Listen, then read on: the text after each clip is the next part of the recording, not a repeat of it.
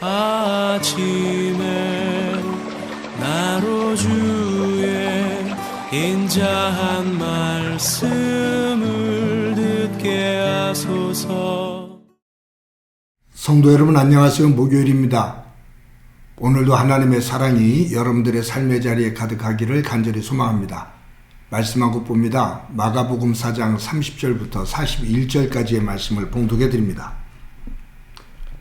또 이르시되 우리가 하나님의 나라를 어떻게 비교하며 또 무슨 비유로 나타낼까? 겨자씨 한 알과 같으니 땅에 심길 때에는 땅 위에 씨보다 작은 것이로되 심긴 후에는 자라서 모든 풀보다 커지며 그 가지를 내나니 공중의 새들이 그 그늘에 깃들일 만큼 되니라. 예수께서 이러한 많은 비유로 그들이 알아들을 수 있는 대로 말씀을 가르치시되 비유가 아니면 말씀하지 아니하시고 다만 혼자 계실 때 그 제자들에게 모든 것을 해석하시더라.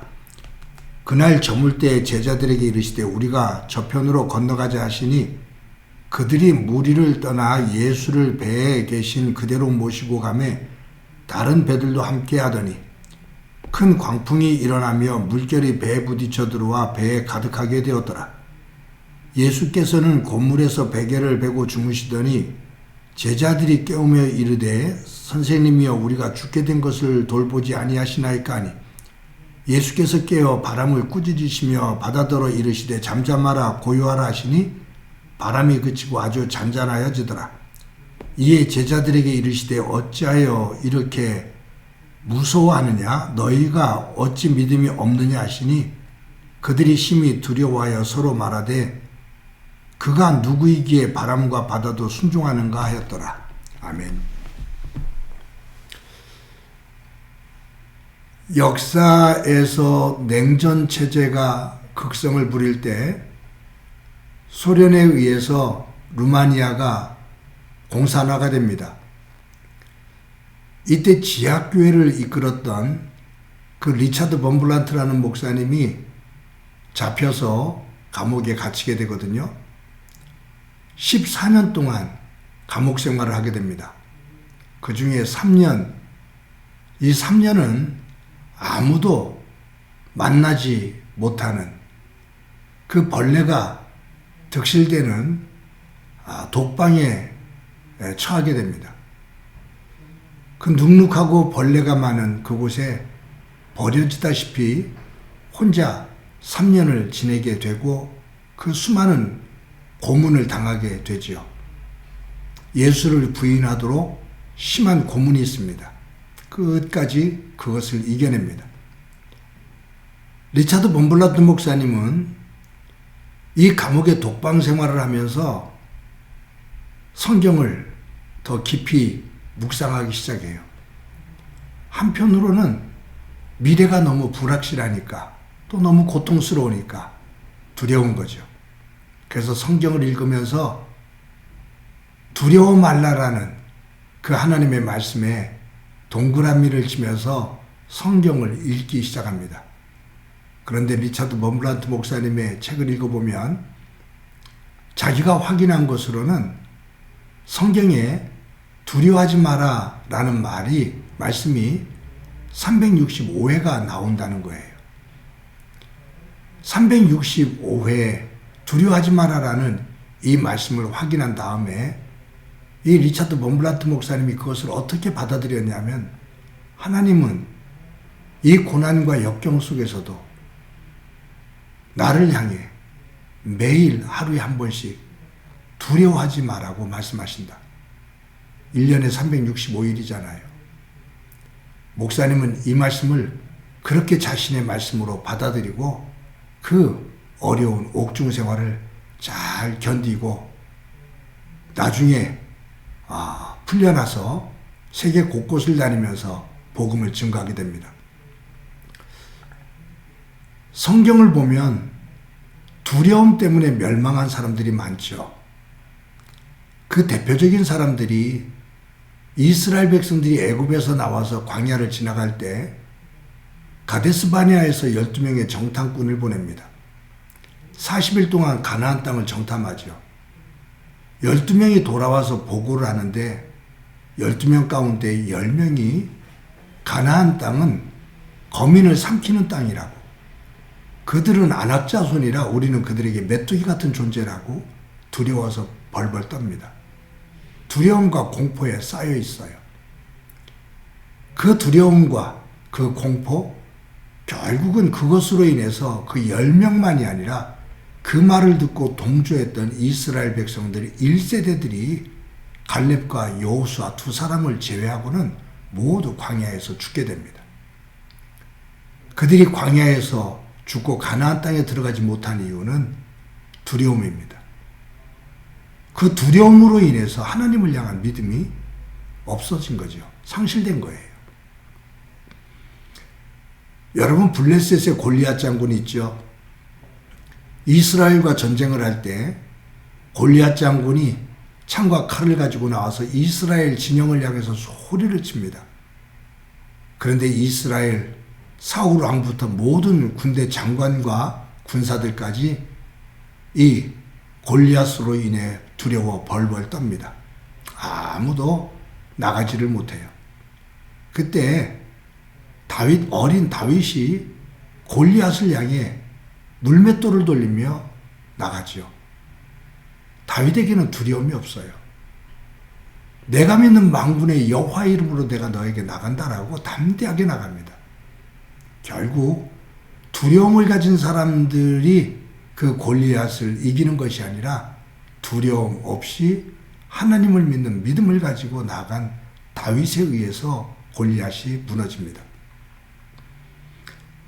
여러분, 오늘 본문에 보면 예수님께서 말씀을 한 곳에서 가르치시다가 이제 지치기도 하셨을 것이고 또 잠시 제자들과 쉼을 가지고 싶어 했을 수도 있어요.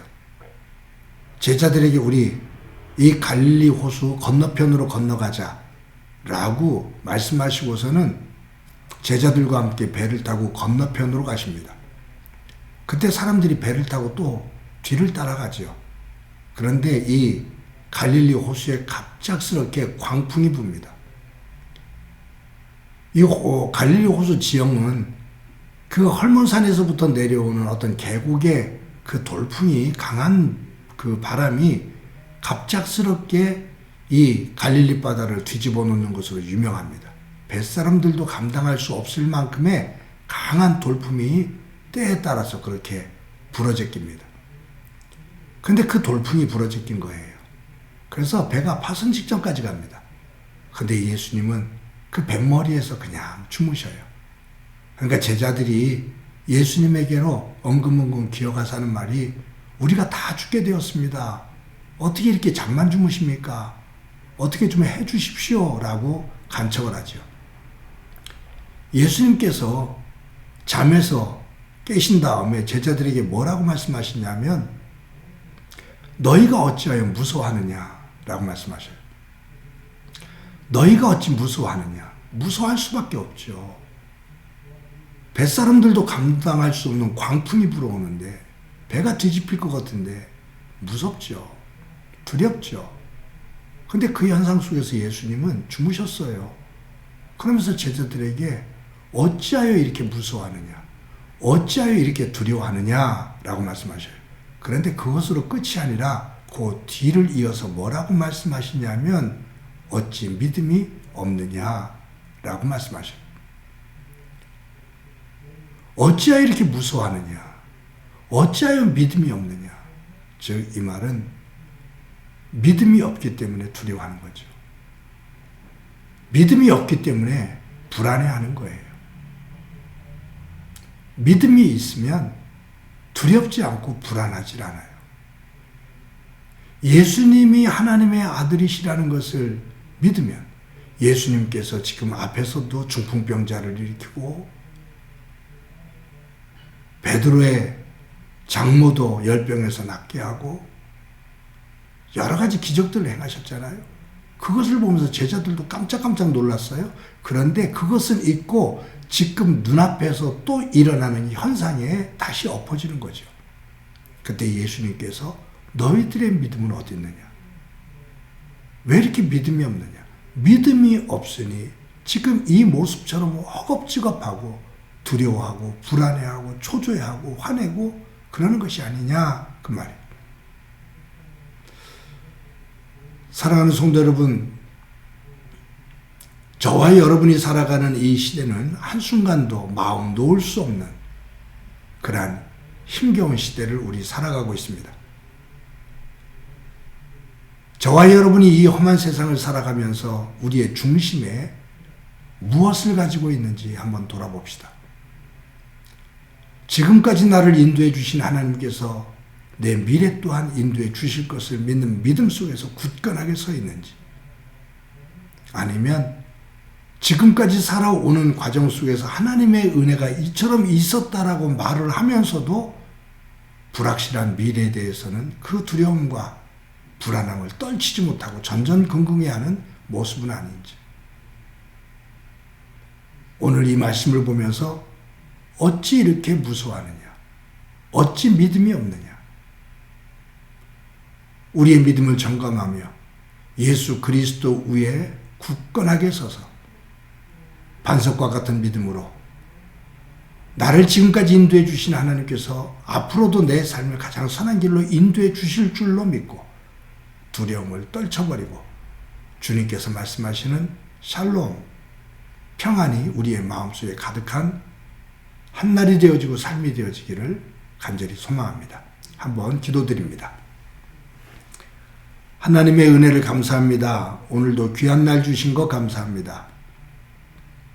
광풍 앞에서 쩔쩔매며 두려워하는 제자들을 향해 어찌 이렇게 두려워하느냐, 어찌 이렇게 믿음이 없느냐 라고 꾸짖으시는 모습을 보게 되는데, 이 제자들의 모습이 나의 모습은 아닌지 돌아볼 수 있게 하옵소서.